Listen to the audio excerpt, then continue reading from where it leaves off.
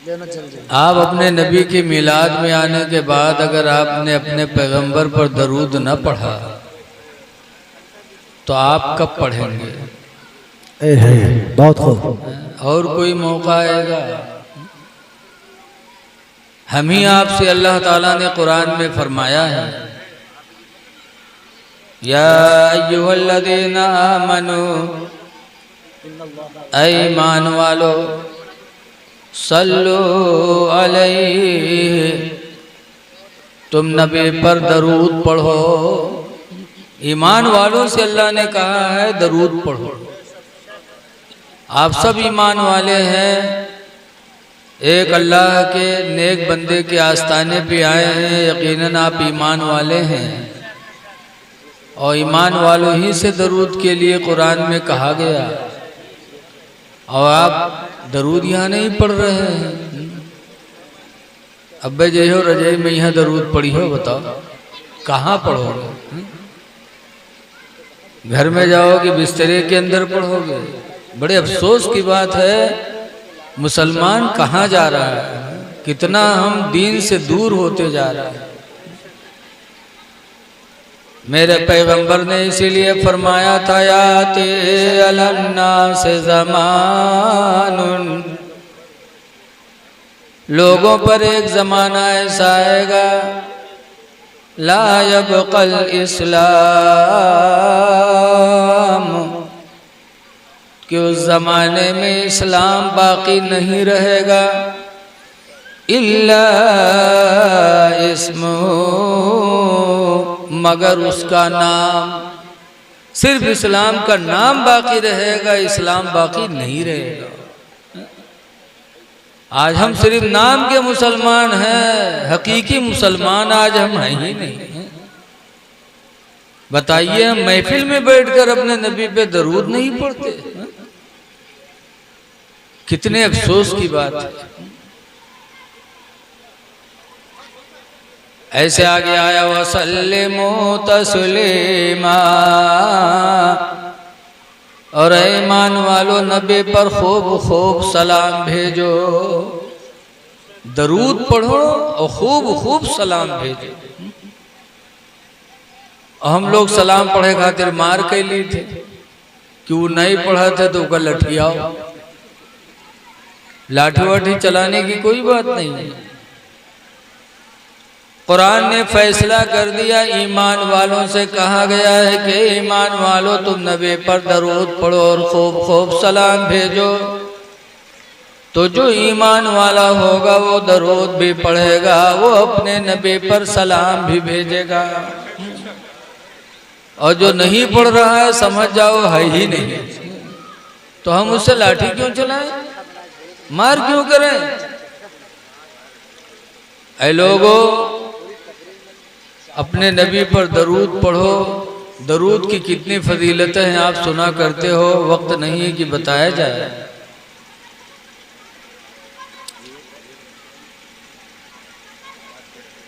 एक बात है, आज हम लोग वो बोली बोल जाते जो बोलना नहीं चाहिए, कर नहीं पाते और बोल जाते हैं।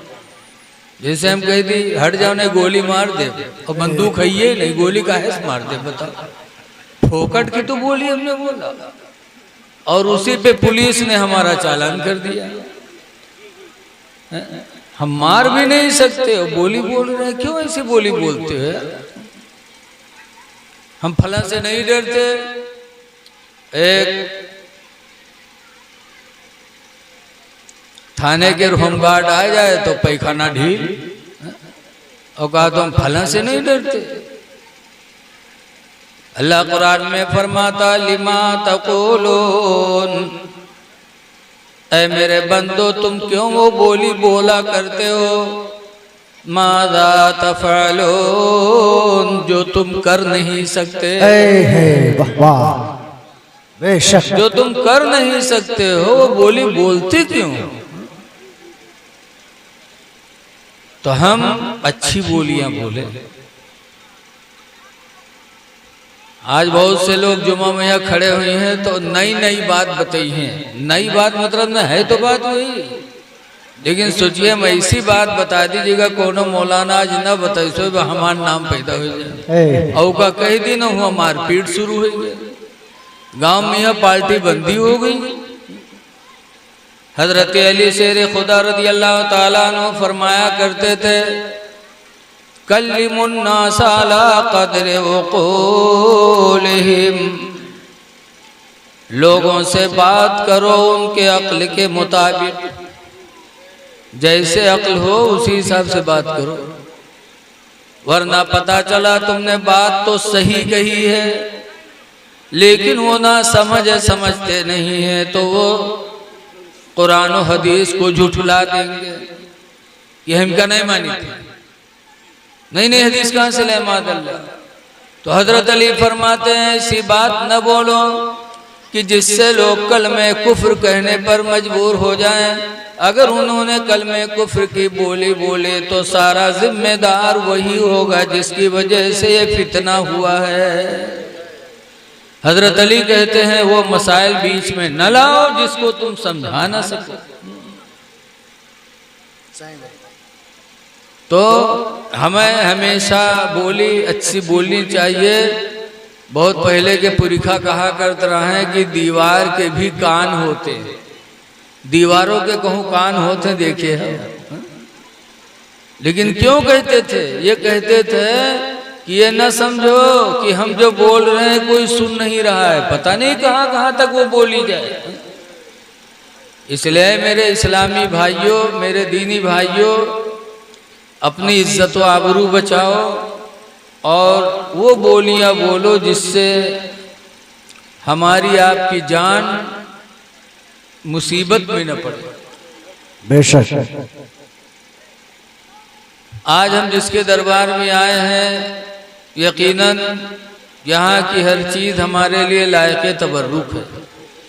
बेशक बेशक अल्लाह वालों से जो चीज मंसूब हो जाती उस चीज में अल्लाह ताला शिफा अता फरमा देता।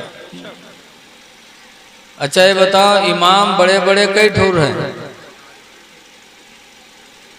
आप लोगों को पता ही न हुई है। और उत्तर प्रदेश में जिला करते हैं तो हो सकते बहुत से लोग में जानत हैं, बहराइच में थाना करते हैं तो सब जानत हुई है। और हमारे आपके इमाम कितने हैं? 4 इमाम हैं। इमाम आदम अबू हनीफा, इमाम मालिक, इमाम शाफई, इमाम अहमद बिन हम्बल। हजरत गौसे पाक रज़ी अल्लाह अन्हु किस इमाम को मानते थे? मानते सबको थे, लेकिन किसके तकलीद करते थे? हम लोग सबको मानते हैं, लेकिन पैरवी किसकी करते हैं? हम सब करते हैं इमाम आदम अबू हनीफा की। और बड़े पीर किसकी पैरवी करते थे? हजरत इमाम अहमद बिन हम्बल की। अब कितने बड़े इमाम अहमद बिन हम्बल रहे होंगे जिसकी पैरवी बड़े पीर करें। तो 4 इमामों में एक इमाम है हजरत इमाम शाफई रहमतुल्लाह अलैह। वो बीमार हो गए, बहुत इलाज हुआ लेकिन शिफा न मिली। तब इमाम शाफी ने फरमाया था कि बहुत इलाज हुआ मुझे शिफा न मिली, लिहाजा इमाम अहमद बिन हम्बल का कुर्ता धो करके और निचोड़ करके उसका पानी मुझे पिलाया जाए। मुझे उम्मीद है कि अल्लाह उस कुर्ते के वसीले से मुझे शिफा अता फरमाएगा। माशाअल्लाह। हजरत इमाम अहमद बिन हम्बल का कुर्ता धोया गया और धोने के बाद निचोड़ के वो पानी इमाम शाफई को दिया गया। इमाम शाफई ने वो पानी पिया और अल्हम्दुलिल्लाह बीमारी से शिफा पा गए। माशाअल्लाह। अच्छा, इमाम शाफई कितने बड़े इमाम थे। याद रखो, कुरान के बाद सबसे बड़ी किताब दुनिया में कौन है? मुसलमानों के नज़दीक दुनिया में कुरान के बाद सबसे बड़ी मजहबी किताब अगर है तो बुखारी शरीफ है। बुखारी शरीफ। और बुखारी शरीफ के लिखने वाले इमाम मोहम्मद बिन इस्माइल बुखारा के हैं। वो किसकी पैरवी करते थे? 4 इमामों में से वो हजरत इमाम शाफई की पैरवी करते। माशाअल्लाह, बहुत खूब। इमाम बुखारी शाफिउल मसलक है। अब बताओ, जिस इमाम की पैरवी इमाम बुखारी कर रहे हैं, वो इमाम कितने बड़े रहे होंगे। लेकिन जब बीमार हुए तो उन्होंने कहा, इमाम अहमद बिन हम्बल का कुर्ता मुझे धो के पिला दो, अल्लाह मुझे शिफा देगा। और पिलाया गया। अभी वहाबीवन का कोई समझाए वाला नहीं है कि बुखारी तुम भी पढ़ते हो। और बुखारी के मानने वाले, बुखारी वाले मानते किसको थे? इमाम शाफई को। और इमाम शाफई का अकीदा कैसा था? आज ही लोग कहा था बैलवे कि वो काहे दरबार में जात हो, वहाँ कुछ मिल जाए तुमका। कोई नबी हो वली, उनसे कुछ नहीं मिल सकता, कहते माअल्लाह। और इमाम शाफई को शिफा मिली तो इमाम अहमद बिन हम्बल के कुर्ते थे पी करके। और इमाम अहमद बिन हम्बल का वो कुर्ता कैसा था? वो कुर्ता भी बड़ा निराला कुर्ता था। हक है, माशाअल्लाह। हजरत इमाम अहमद बिन हम्बल के दौर में एक मसला छिड़ा था। हर जमाने में कोई ना कोई मसला छिड़ता है। कहीं तलाक का मसला छिड़ता, किसी जमाने में हिजाब का मसला उठता, किसी जमाने में नसबंदी का मसला उठता है कि नहीं उठता है? मसाइल उठते रहते हैं। इमाम अहमद बिन हम्बल के ज़माने में कुरान का मसला उठा कि कुरान मखलूक है कि नहीं। हम सब मखलूक हैं, पेड़ मखलूक, आसमान ज़मीन मखलूक। और मखलूक उसे कहते हैं जो पहले न रहा हो, बाद में हो और एक दिन फना हो जाएगा।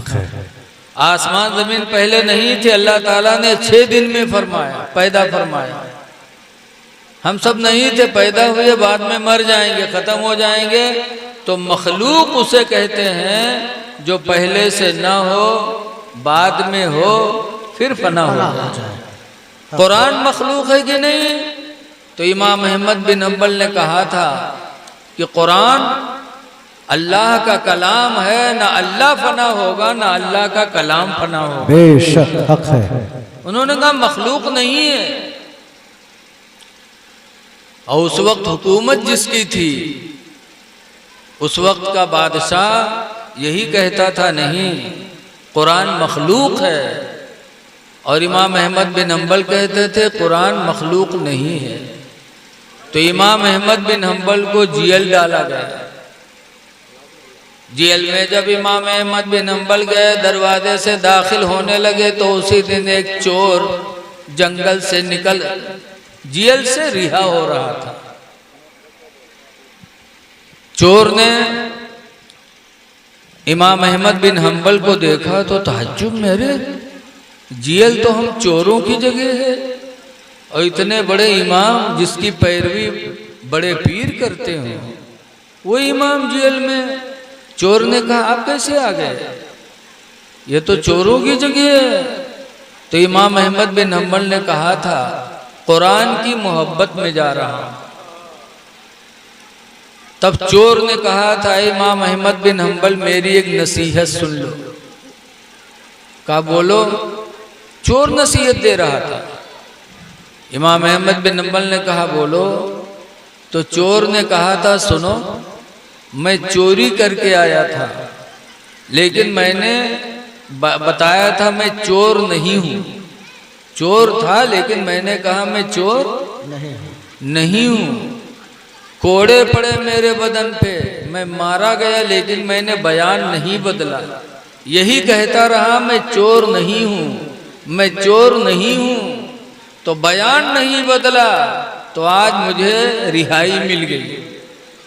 और इमाम अहमद बिन हम्बल आप तो हक पर आए हो, आप जो कह रहे हो हक है, लिहाजा इमाम अहमद बिन हम्बल जेल में आ रहे हो, कोड़े पड़ेंगे, सजाएं होंगी, लेकिन मेरी नसीहत याद रखना बयान न बदलना, तुमको भी इससे रिहाई मिलेगी।